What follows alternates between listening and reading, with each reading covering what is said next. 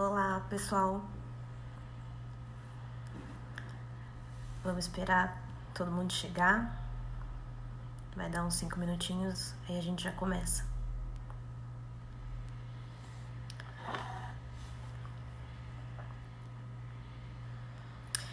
Enquanto a gente tá esperando, alguém me confirma se tá me vendo bem e me ouvindo bem. Manda um ok aí.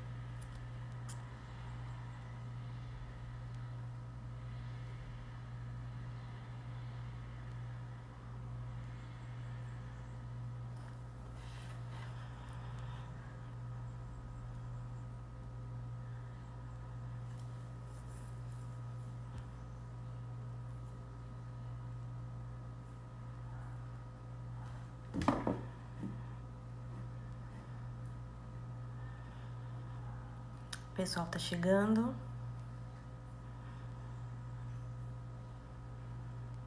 Tô vendo vocês entrando. Sejam bem-vindos para mais uma quarta-feira. Mais uma live que a gente tá aqui. Muito obrigada por assistirem. Já começo agradecendo. Boa tarde, Regina. Boa tarde, Zilda. Tudo bem com vocês? Hoje eu decidi trazer um assunto que é um assunto que gera muitas dúvidas e que ainda tem alguns mitos aí que o pessoal acredita e que eu vou trazer aqui pra vocês e a gente vai ver se é assim mesmo ou não. Então eu vou falar basicamente sobre o meu trabalho, o trabalho do psicólogo, o que um psicólogo faz e como que funciona uma terapia. E também o que o psicólogo não faz. Não só vou falar o que a gente faz, mas também o que a gente não faz e que as pessoas acham que a gente faz. Então eu coloquei aí no título para vocês que a gente vai falar sobre a atuação do psicólogo em 3 contextos. 3 contextos não, com 3 faixas etárias diferentes. Então, com crianças, com adolescentes e com adultos. Adultos e idosos, né? E eu queria começar falando de uma forma mais geral. Então, a gente vai falar hoje sobre a psicologia clínica. Existe psicologia em vários contextos. Então, tem psicólogo escolar, tem psicólogo organizacional, tem psicólogo jurídico. Então, cada um tem a sua função dentro do seu contexto. Mas hoje eu vou trazer aqui para vocês mais sobre o psicólogo clínico, que trabalha realmente na clínica com psicoterapia. Então, por que eu fiz a escolha desse tema? Por que eu escolhi isso? Ainda que eu atendo só criança e adolescente, mas eu ainda recebo muita gente achando que a gente faz um tipo de trabalho que a gente não faz. Então, muita gente achando que a gente resolve o problema, que a gente adivinha o que os outros estão pensando. Ou então, no meu caso, que eu trabalho com criança, que eu vou ensinar a criança a obedecer aos pais. Não vou. Então, vamos separar primeiro o trabalho com adultos. Então, como que funciona a psicoterapia com adultos? O psicólogo, ele tem basicamente o objetivo de ajudar aquela pessoa a se conhecer melhor. A saber o que ela gosta, o que ela não gosta, quais são os seus limites, quais são as suas limitações como pessoa, o que ela não dá conta de fazer, qualidades, defeitos, tudo isso. E o que o psicólogo não faz no caso de adultos? Eu jamais vou chegar para uma pessoa e falar, olha, eu acho que você deveria fazer isso, como psicóloga, dentro do contexto do meu trabalho. O psicólogo não faz isso. Não vai chegar para você e vai falar o que você deve fazer. Então, por exemplo, se eu tô atendendo uma paciente que tá em um relacionamento e o relacionamento não tá bom, não tá saudável, eu não posso chegar para ela e falar, olha, termina. Eu vou mostrar para ela o que está acontecendo, porque às vezes a gente até sabe o que está acontecendo, mas a gente não consegue enxergar. Então vamos pegar isso como exemplo, o caso do relacionamento. A pessoa sabe que tem algo ali que não tá legal, só que ela não consegue ver que não é saudável, que é doentio, que tá fazendo mal. Isso ela não consegue enxergar, então a gente coloca isso pra ela. A decisão de continuar nesse relacionamento ou não é da pessoa. A gente não vai chegar e falar, olha, termina porque não tá legal. Ou então, olha, sai do seu emprego. Não. Eu costumo falar, a gente apresenta o caminho, os caminhos possíveis, né? Mas quem escolhe é o paciente. Então a gente até trabalha na questão de consequências. Então, se você fizer isso, pode acontecer X. Se você fizer a opção B, pode acontecer Y. Qual que você vai fazer? E aí lidar com as consequências das suas escolhas. E a questão do autoconhecimento, teve um professor meu da pós-graduação que ele falou uma frase muito interessante que agora eu levo para todos os meus pacientes, que é: quanto mais você se conhece, melhor você escolhe. O que isso significa? Quanto mais eu me conheço, quanto mais eu sei quem eu sou, melhor eu vou conseguir tomar decisões na minha vida, escolher o que é bom pra mim, o que é o ideal, o que eu preciso, o que eu quero. Isso pode ser de relacionamento, amizades, trabalho. Então, por exemplo, eu sei que eu não me daria bem trabalhando como psicóloga organizacional. Por que eu sei disso? Porque eu me conheço bem o suficiente para saber que esse trabalho não é para mim. Então, eu não vou escolher um trabalho que não vai me satisfazer. Não vou escolher um trabalho que não vai fazer com que eu me sinta plena, com que eu me sinta feliz e tudo mais. Mas isso acontece porque eu sei o que eu dou conta de fazer e o que eu não dou conta de fazer. E aí eu quero puxar um gancho aqui, que é uma coisa que o psicólogo pode fazer, mas eu acho que quase ninguém sabe. Teve uma paciente só que me perguntou isso. Chegou o paciente pra mim, eu acho que eu não vou dar conta. Ai, não bateu o santo. Psicólogo tem disso também, tá, gente? Psicólogo é pessoa, pode acontecer. O que eu faço? Eu posso encaminhar para outro psicólogo? Não só posso, como devo encaminhar para outro profissional. A partir do momento que eu não consigo sentir empatia pelo meu paciente, não vai ser terapêutico. O processo não vai ser terapêutico, não vai ser curativo. Então eu tenho a obrigação, quase, a obrigação moral de pegar aquele paciente e falar: olha, eu acho que a gente não vai conseguir fazer um trabalho legal, mas eu te indico tal profissional que eu conheço, confio e tudo mais. A gente tem essa liberdade de encaminhar pacientes quando a gente acha que não vai dar conta. Tem isso também. Às vezes o caso é muito pesado, às vezes pega numa ferida pessoal do psicólogo e a gente não vai dar conta. E por que a gente vai ficar mantendo aquele paciente, sendo que não vai estar fazendo bem para nenhum dos dois?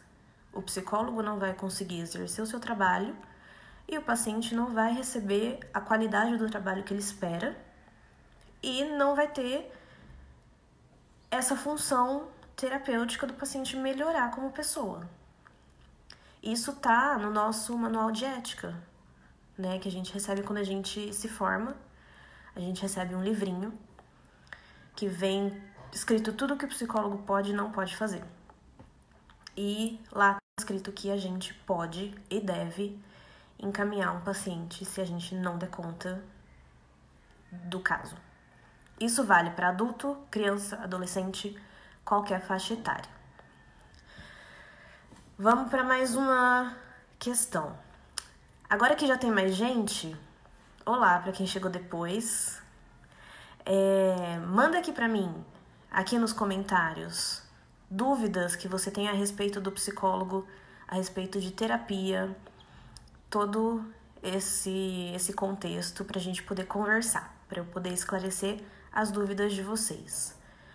Tudo que vocês quiserem saber, ou quem já fez terapia, ou quem tá fazendo, me conta aí como que foi a experiência, como que tá sendo a experiência, se gostou, se não gostou, que a gente vai falar sobre isso também.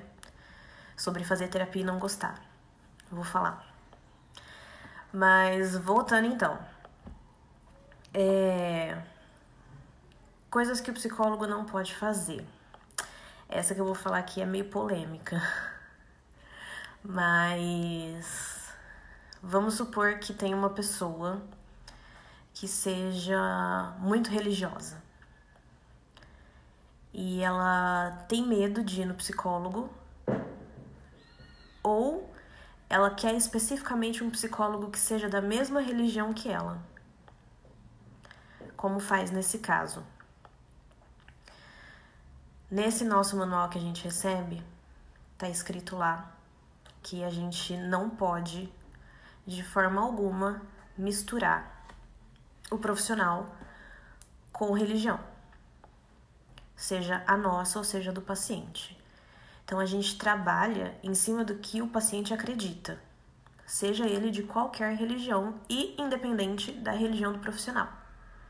Então não é porque o paciente é evangélico ou católico ou espírita, qualquer coisa, que ele vai ter que se consultar apenas com profissionais da religião correspondente. Não é isso. O bom profissional, ele consegue separar o profissional dele, o lado profissional dele, do lado religioso, do lado pessoal, né, no geral. Não só da religião, mas todo o lado pessoal a gente separa. A partir do momento que o psicólogo entra no ambiente de trabalho, ali ele é psicólogo. Então ali ele é um elemento neutro. Então ele não tem opinião política, ele não tem opinião religiosa, não tem nada. Ele tem a ciência, o que ele estudou e o que o paciente está trazendo. Isso independe de etnia, faixa etária, classe social, religião e opinião política e orientação sexual. Então a gente tem que saber separar bem os nossos achismos, os nossos valores da questão profissional que o paciente quer tratar. Porque ali na terapia, agora falando um pouquinho sobre o que é a terapia, o paciente ele precisa se sentir seguro. Ele precisa saber que o que ele fala ali fica ali. Então a gente tem uma questão muito pesada com o sigilo, que dá sim processo ético se o sigilo não for respeitado. Então o psicólogo não pode sair contando por aí o que o paciente falou. Não pode identificar paciente, não pode falar um A. O que aconteceu dentro da sala, fica dentro da sala. E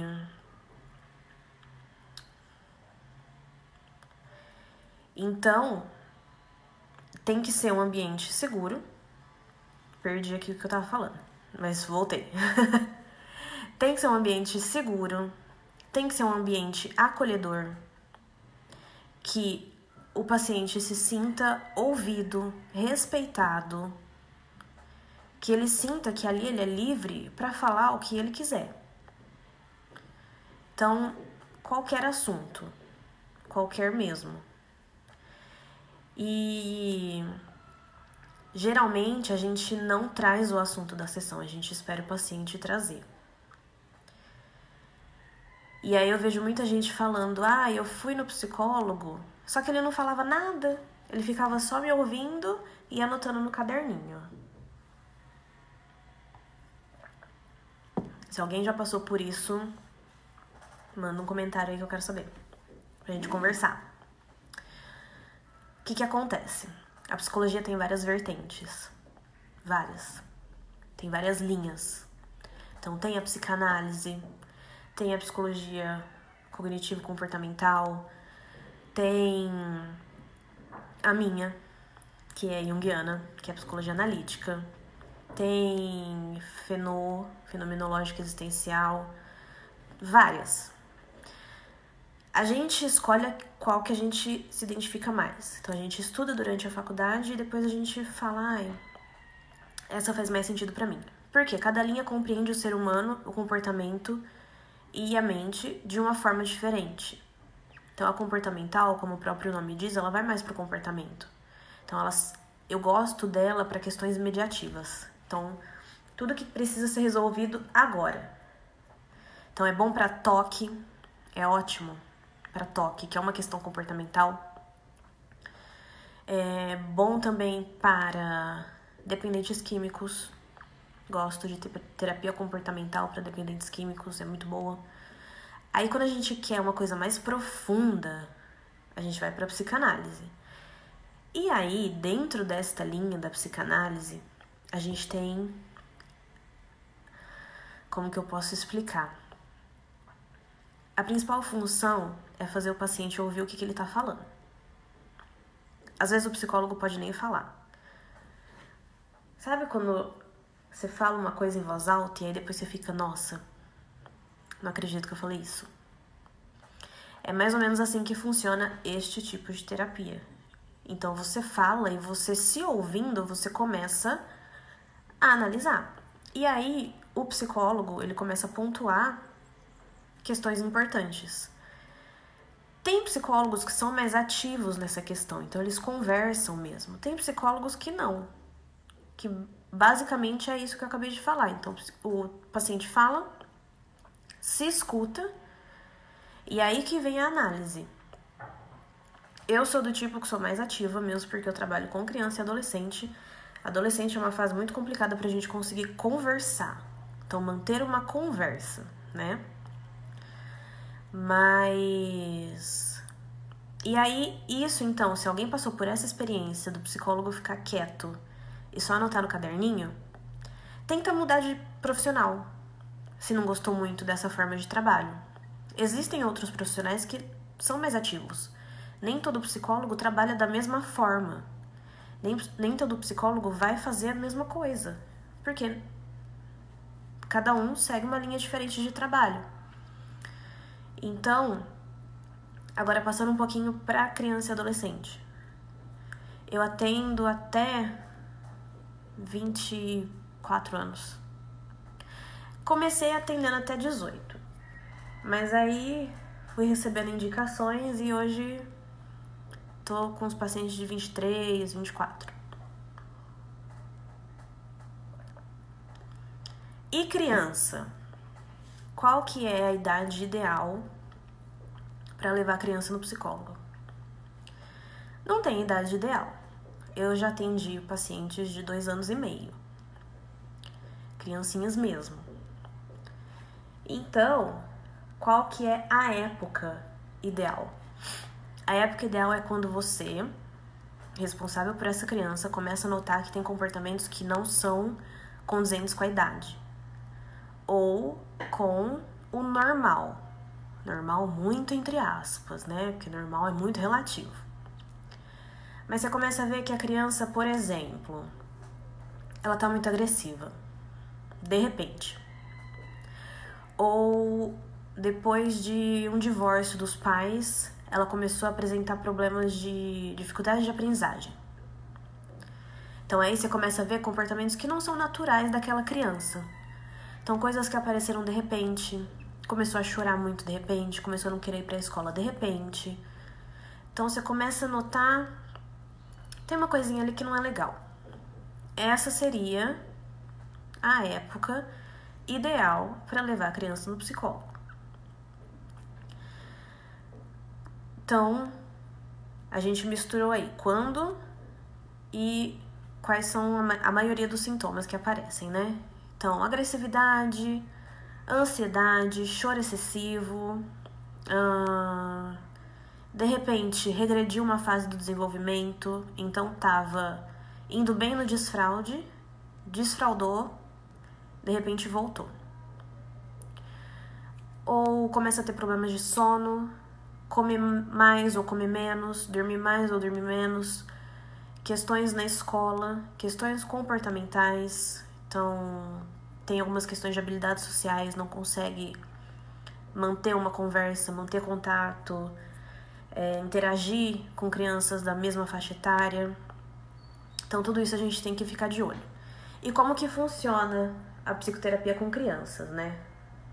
Eu falo para todos os pais que chegam lá na clínica, eu não posso pegar uma criança de 5 anos, por exemplo, botar ela sentada no meu sofá e ficar 50 minutos conversando com ela. Não vai dar.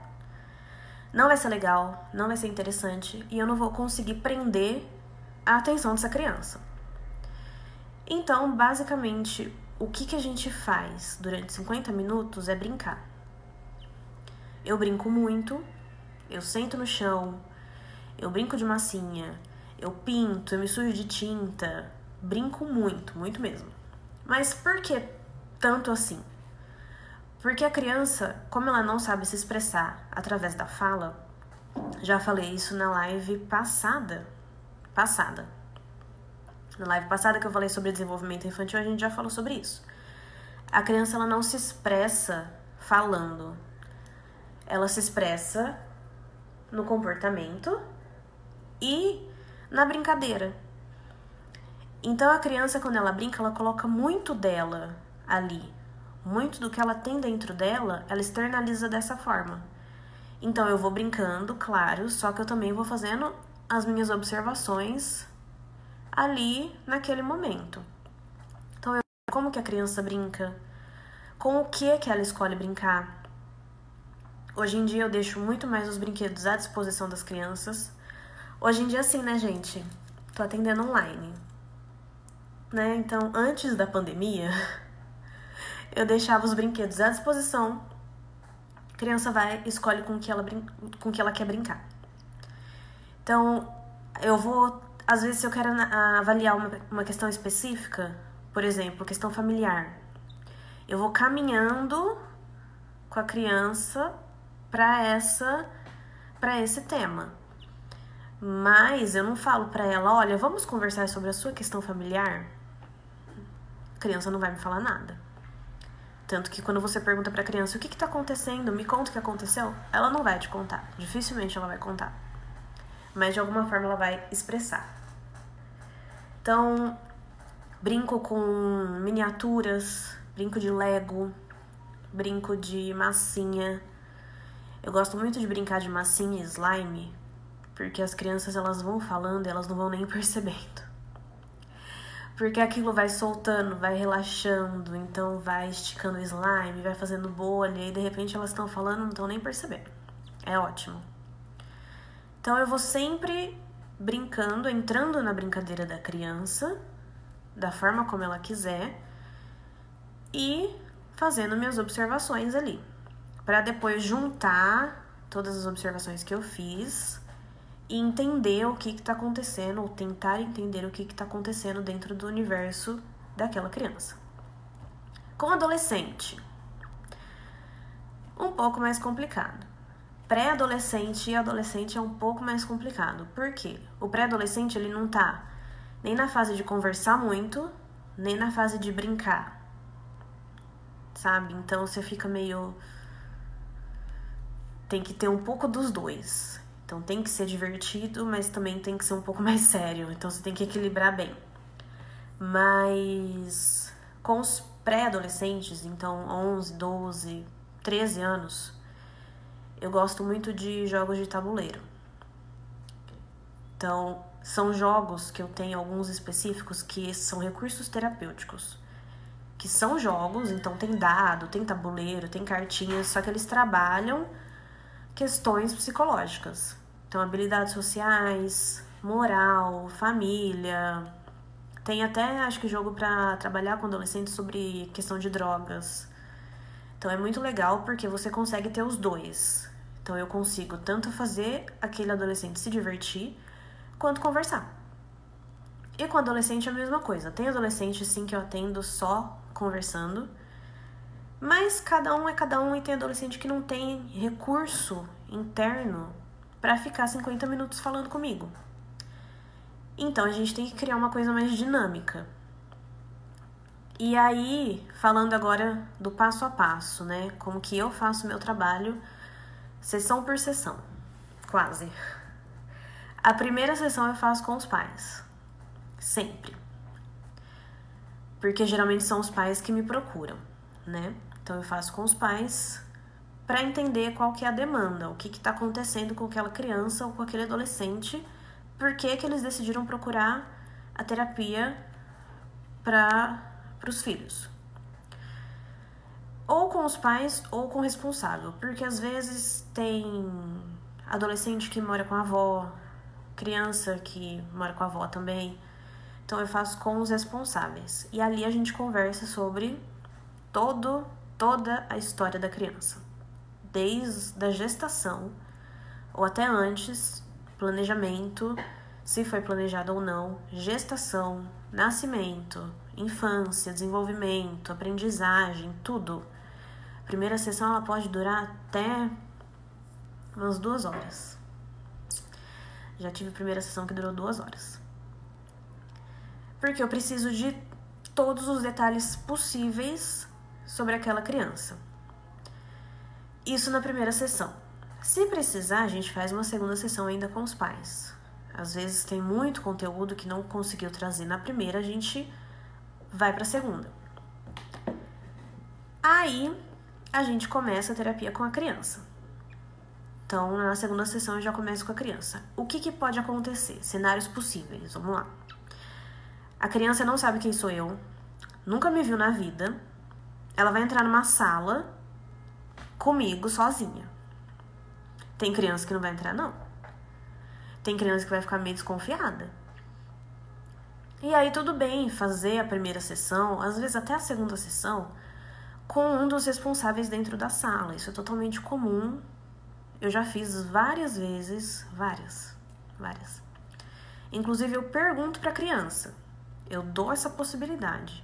Você quer entrar sozinha comigo ou você quer que a sua mãe, seu pai, sua avó, sua tia entre junto? Porque a criança não sabe o que tem ali dentro. Vai que é vacina, vai que eu sou médico. Aí depois que ela entra, que ela descobre que tem brinquedos, que a gente vai brincar, que a gente vai se divertir, ela começa a se soltar mais. E aí, geralmente, na segunda sessão, eu já consigo fazer com a criança sozinha dentro da sala.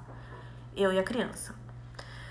Outro cenário possível. A criança pode não querer entrar de jeito nenhum. Já aconteceu, já fiz primeira sessão na sala de espera da clínica. Faz parte. Eu conto como sessão do mesmo jeito. Não é porque a gente não entrou na sala que não foi sessão. Então eu faço ali na recepção, na sala de espera, não tem problema nenhum. A gente faz com o que dá. Criança é uma coisa meio imprevisível. Isso já aconteceu, isso que eu acabei de falar, no meio de um processo de terapia. Então lá pela 6ª sessão, a criança já me conhecia, já estava acostumada comigo e não quis entrar mesmo assim. Não vou forçar a criança a entrar. Pode acontecer. Pode acontecer da criança entrar e no meio da sessão ela querer ir embora. Deixa eu ir embora. Ah, não deu 50 minutos, porque a sessão dura 50 minutos. Não tem problema, a criança quer ir embora, ela vai embora, ela tem essa liberdade, eu não posso prendê-la dentro da sala. Isso com qualquer paciente, seja criança, adolescente, adulto. Quer ir embora, não tá se sentindo à vontade? Liberdade, pode ir. Então eu levo a criança, eu pergunto, você quer ir embora? Quero. Tudo bem. Eu levo a criança até a sala de espera, explico pra mãe o que aconteceu, não tem problema nenhum, conta como sessão do mesmo jeito. Outro cenário possível, choro. Pode acontecer. É muito possível. Esse cenário é muito possível de acontecer. A criança pode chorar antes, durante e na hora de ir embora. Antes porque não quer entrar, não quer se separar da mãe, do pai, do responsável, seja quem for. Durante, por querer ir embora. Então, percebeu ali que tá sozinha, quer ir embora, pode começar a chorar. Ou depois, porque não quer ir embora. Pode acontecer também. E aí, né, a responsabilidade de cuidar dessa situação é minha. Depois, seguimos com as sessões com a criança. E aí, depois eu tenho costume de esperar 8 sessões para chamar os pais de novo, para aí a gente dar um retorno. Então, para saber como que até então a criança reagiu ao tratamento, à terapia. Então, se ela melhorou, se ela piorou, se continua a mesma coisa, se aconteceu algo importante nesse meio tempo que a criança não me contou, acontece também. Então, a gente marca uma reunião, um horário para conversar de novo sobre a criança, mas agora num segundo momento ali, depois que a gente já fez um tempinho de sessões com ela.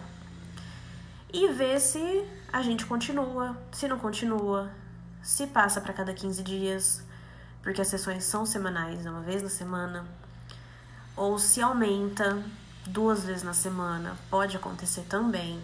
Às vezes tem casos que tem necessidade de acontecer 2 vezes na semana, 3, cada caso é um caso. E aí a gente vai avaliando, vai vendo como que tá o ritmo da criança dentro desse processo. Ela tá indo bem? Ok. Melhorou? Vamos passar mais as sessões a cada 15 dias? Aí, supondo que aconteceu da gente espaçar as sessões, tá fazendo a cada 15 dias. Piorou? A gente volta para uma vez na semana. Então, a gente vai fazendo isso sempre no tempo do paciente, seja criança, adolescente ou adulto. Então, o adulto sentiu que tem necessidade também de fazer 2 vezes na semana, converse com o psicólogo. Quero fazer terapia 2 vezes na semana. Tudo bem. Ou então, quero fazer terapia a cada 15 dias. Tudo bem também. E aí a questão com o adolescente. Eu sinto que adolescente é muito mais complicado de lidar com que criança. Criança geralmente responde rápido. Adolescente é mais resistente. Adolescente é mais fechado. Adolescente é mais... como que eu posso dizer? Introspectivo. Não consegue refletir tanto sobre o que a gente está falando. Então, é uma faixa etária mais complicada de lidar dentro da psicoterapia, na minha opinião, do que criança. Então, a gente tem que se esforçar muito, bater com a cabeça várias vezes, insistir, porque vai chegar uma hora que vai dar certo. Mas quais são os principais motivos que levam os pais a procurarem terapia para os adolescentes? Então, a gente tá vivendo uma fase complicadíssima de adolescência aí, de uns tempos pra cá. Então, fala-se muito sobre suicídio, sobre drogas, sobre depressão na adolescência, ansiedade. Fala-se muito sobre amizades, questão de influência. Então, esses são os principais motivos que levam os pais a procurar terapia para os filhos adolescentes. Só que o público adolescente é um público que tem pouca aderência ao tratamento. Então, é muito mais fácil deles desistirem. Então, falar para os pais, olha, eu não quero mais ir. E o adolescente, ele tem mais essa liberdade de escolher o que quer ou não quer. A criança, se ela tá precisando, ela vai, e é isso. O adolescente, ele pode falar, eu não quero mais ir. E a gente não pode insistir, a gente não pode obrigar ninguém a continuar na terapia. Então, é um público mais complicado da gente manter. Não necessariamente de atrair, mas de manter, de ter aderência mesmo à terapia. Dentro dessa faixa etária, a gente ainda pode trabalhar com orientação profissional. Então, na época de vestibular, a gente pode trabalhar nesse contexto de fazer orientação para ajudar o adolescente a escolher o melhor caminho profissional para a vida dele naquele momento. A orientação profissional ela não é feita num dia só, em só uma sessão. É um processo também, então são várias sessões, de 10 a 12 sessões mais ou menos, que envolve teste psicológico, técnicas, pesquisa, conversa, várias coisas.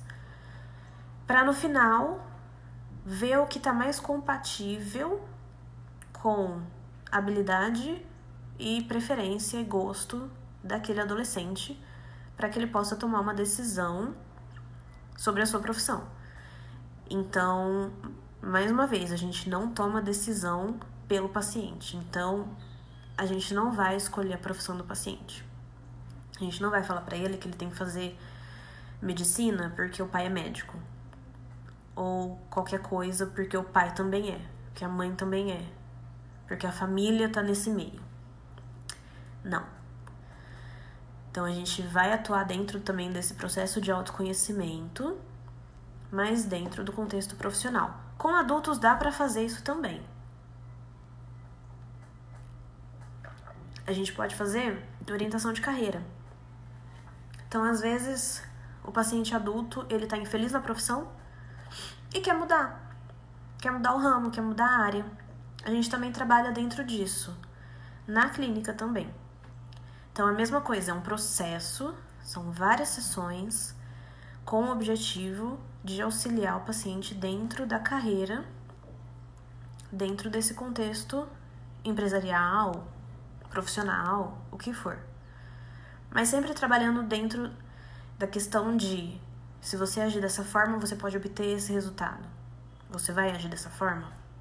A escolha é sempre do paciente. E também tem a questão de não gostar do psicólogo. Eu falei a respeito do psicólogo não ser compatível com o paciente, mas também tem o contrário. O paciente não ser compatível com o psicólogo. Então, às vezes, você passou por uma experiência ruim com um psicólogo, não gostou e pegou trauma. Não quero mais fazer terapia, porque eu fui uma vez e não gostei. Você não tem que ir uma vez para falar que não gosta. Então, procure outros profissionais, testa, experimenta, abre o leque de opções para saber se você realmente gosta ou não. E aí, por que fazer terapia? Pra gente ir encerrando. Como eu falei no começo, a terapia ela é um ambiente de autoconhecimento, ela é um ambiente que você vai se analisar, vai entender por que você age da forma como você age. E ela ajuda muito também na nossa relação com outras pessoas, não só com nós mesmos, mas também nos nossos vínculos familiares, com as nossas amizades, o que for. E nem todo mundo, você não precisa esperar adoecer, psicologicamente falando, para procurar um psicólogo. Nem todo mundo que procura psicólogo tá mal. Porque você não precisa estar mal para iniciar esse processo de autoconhecimento. É só você querer ir. Então, muita gente só procura quando o negócio tá feio. E aí a gente tem o costume de falar que psicólogo muitas vezes serve para apagar incêndio. Por quê? A pessoa tá mal. Aí ela vai procurar o psicólogo. Aí ela faz a primeira sessão com o psicólogo, ela se sente bem porque ela falou. E aí ela não volta mais. Isso é apagar incêndio. Então é quando a pessoa tá no auge ali do sofrimento, ela procura ajuda, vai, melhora um pouquinho, e aí ela fala, opa, melhorei, não vou mais. Não é assim que funciona, a psicoterapia é um processo. Então precisa ter uma manutenção. É como se você jogasse cimento na calçada e passasse um cachorro e o cimento ainda não secou. Então não deu tempo de estabilizar essa melhora. Então ela precisa de um tempo para realmente fixar, para o cimento secar, entre aspas. Porque senão, se você tá vulnerável, se você tá mais sensibilizado, qualquer coisa que acontecer vai te afetar demais. Então o ideal é que você faça parte desse processo. Não fique pingando de psicólogo em psicólogo, ou vai uma sessão, falta duas. Não, também tem que ter uma frequência. Porque a gente não constrói nada da noite pro dia. Então a gente não faz milagre. Então a gente não pode ajudar uma pessoa que não se esforça, que não vai na terapia, sabe? Então, muito mais do que a gente ajudar as pessoas precisam estar abertas para essa possibilidade. Elas precisam se abrir para o autoconhecimento e para a melhora. Porque a gente pode fazer o que for dentro da clínica, mas lá fora, a partir do momento que você passa pela porta e sai da clínica, quem tem que trabalhar lá fora é você. Então, ok, a terapia dura 50 minutos na semana, ótimo. Mas tem todos os dias para você realmente refletir sobre aquilo que você levou para terapia, mudar seu comportamento, mudar sua forma de pensar, sua forma de lidar. E isso quem faz não é o psicólogo. Eu não tô com os meus pacientes 24 horas por dia. Não tô. E nenhum psicólogo tá. Então, na hora que o bicho tá pegando, quem tem que fazer alguma coisa é você. Eu não tô lá, eu não tô vendo. Então é aí que você vai absorver todo o conteúdo da sua terapia e vai colocar em prática. E aí pode ter alguém se perguntando, Thaísa, pra você trabalhar com criança deve ser fácil, você fica só 50 minutos por semana com cada uma. É diferente de ser pai e mãe, de fato. E é isso que eu tô falando, eu não faço milagre, psicólogo não faz trabalho sozinho. Psicólogo faz trabalho em equipe. Então, a minha equipe é formada por eu, meus pacientes e as famílias dos meus pacientes. Porque, de fato, na hora do vamos ver, na hora que meu paciente criança tá berrando, tá fazendo birra, tá se batendo, quem tá lá são os pais. E é por isso que existe orientação de pais também. É por isso que eu vivo conversando com os pais dos meus pacientes. Olha, faz dessa forma, tenta de outra forma. Tenta trabalhar assim, nesse sentido. Não faz isso, porque não funciona. Então, a gente vai testando ali o que funciona para um paciente ou não. Mas, de fato, o nosso trabalho, ele tem que ter um complemento. Tem que ter uma ajuda. A gente pode falar. E a pessoa sai de lá e continua a mesma. Entra por um ouvido e sai pelo outro. Então, a pessoa tá gastando dinheiro e o psicólogo tá perdendo tempo. Aí tem que ver se tá valendo a pena. Bom, este foi o tema de hoje. Espero que vocês tenham gostado. Se ficou alguma dúvida, a gente pode fazer uma parte 2 de temas específicos, de pontos específicos que eu às vezes eu esqueci de falar, não sei. Mas vocês podem me mandar e-mail, comentar aqui também, o que vocês preferirem. Meu e-mail é taissapsicologia@gmail.com. Eu sou psicóloga de crianças e adolescentes, também faço orientação de pais. Estou atendendo online nessa fase de isolamento. Não estou atendendo na clínica. E espero que vocês tenham gostado, que eu tenha tirado algumas dúvidas. Espero vocês na semana que vem. E é isto. Tchau.